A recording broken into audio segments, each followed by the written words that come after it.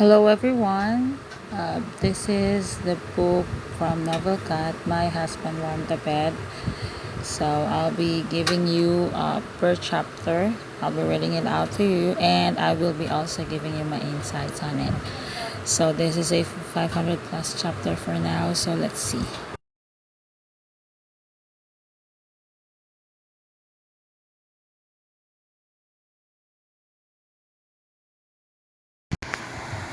Chapter 1, Karen Daly. This is my bank card and the password is 131224. You can use it to buy anything necessary. A few hours had passed, but Karen Daly was still thinking about what her new husband had said as he handed her a bank card before going out in the morning. Honestly, she knew very little about her husband apart from the fact that his name is Kevin Kyle. She knew nothing else about him, not even who his family members were. Karen Dahl did not know where she got the courage to get married to a man she had only met twice. 10 days ago, with the help of Faye Reed, her best friend, Karen Daly met Kevin Kyle for the first time on a blind date.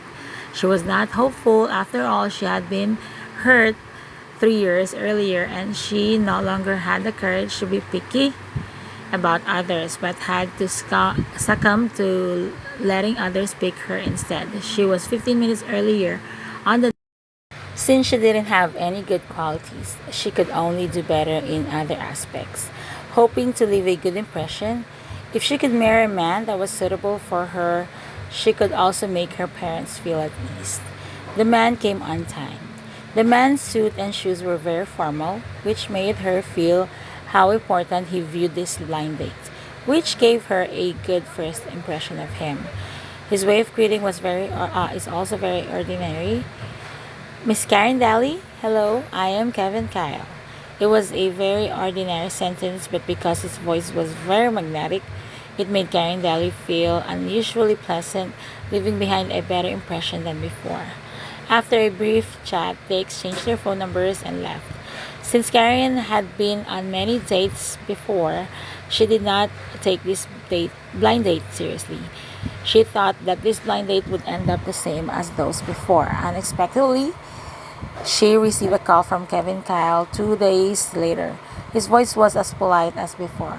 Miss Karen, are you free tonight? That night, Kevin Kyle invited her to an Italian restaurant for dinner. Karen Daly did not like the awkwardness of a blind date. They spoke very few words at the restaurant. During the meal, she felt a little cautious and she didn't eat much. Originally, she wanted to find a reason to leave early. While she was hesitating, Kevin Kyle spoke first. Miss Karen, I have some time next Wednesday. How about we get our marriage certificate picked up then?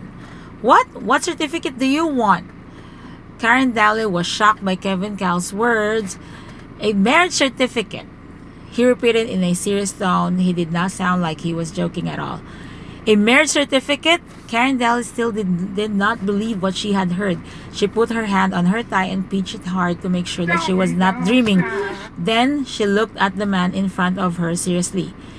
Kevin Kyle had a pair of thick sword-shaped eyebrows, bright eyes, and beautiful face. He was so eye-catching that others could spot him immediately in the crowd. His expression and attitude were very serious and he did not look like an impulsive person. This was the only second time that they have met and yet said he wanted to marry her? Wow. Okay. Then, the man's deep magnetic voice arrived at her ears again. I thought that you were just like me, going on a blind date with the objective to form a family, to get married and have children, and live an ordinary life.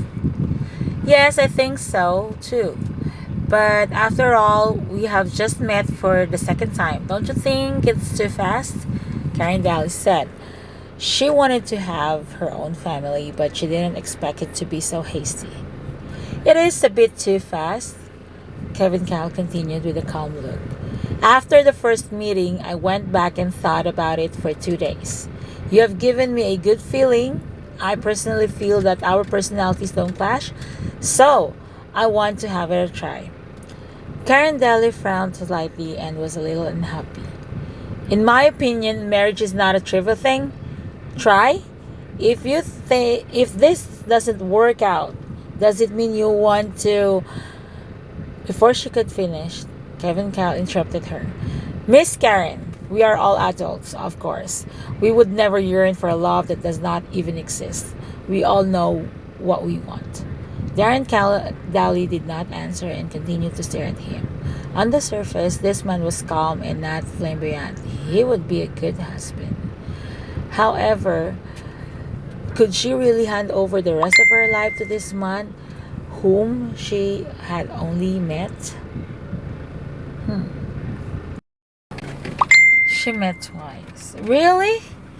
Since that she was hesitating, Kevin Kyle added, maybe it was impatient of me to not have considered your feelings. If you think I'm suitable, you can go back and think about it. I'll wait for your call. After returning home that day, Karen Dowley had been thinking about it all night. She admitted that some of her opinions were similar to those of Kevin Kyle's. For example, she also believed that there was no true love in the world. After being deeply hurt, she no longer believed that there was love in this world. After a sleepless night, Karen Daly called Kevin Kyle early in the next morning and agreed to his so called proposal.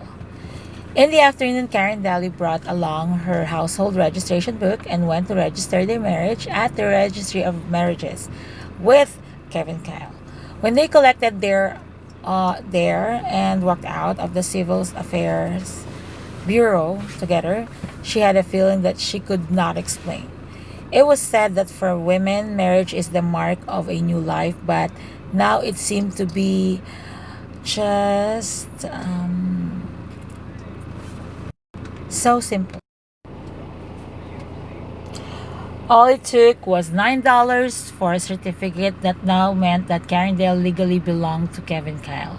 Karen Daly then moved into Kevin Kyle's apartment. Kevin Kyle had behaved with chivalry that night. He took the initiative to leave the main bedroom for her to rest alone, while he slept in another bedroom. Karen Daly had never expected for Kevin Kyle to hand over his bank card to her before he went to work today. They didn't even know each other that well. How could he be so sure of giving all his property to her? Karen Daly, the reporters from the media are waiting inside. The directors and the new boss are coming soon. Why are you in a daze at this time? The stern voice of the public relations manager Emma Wilson interrupted Karen Daly's daydreaming. She quickly pulled back her thoughts and said with a straight face, Manager Wilson, I'm sorry, I'll pay attention. Emma Wilson looked at Karen and said in a harsh tone, Karen, although you are an employee from the sales department, your manager has sent you to assist with the public relations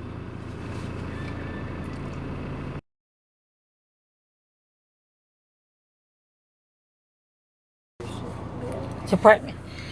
You have been better wake up and don't drag me down with you. Karen Daly pursed her lips and nodded.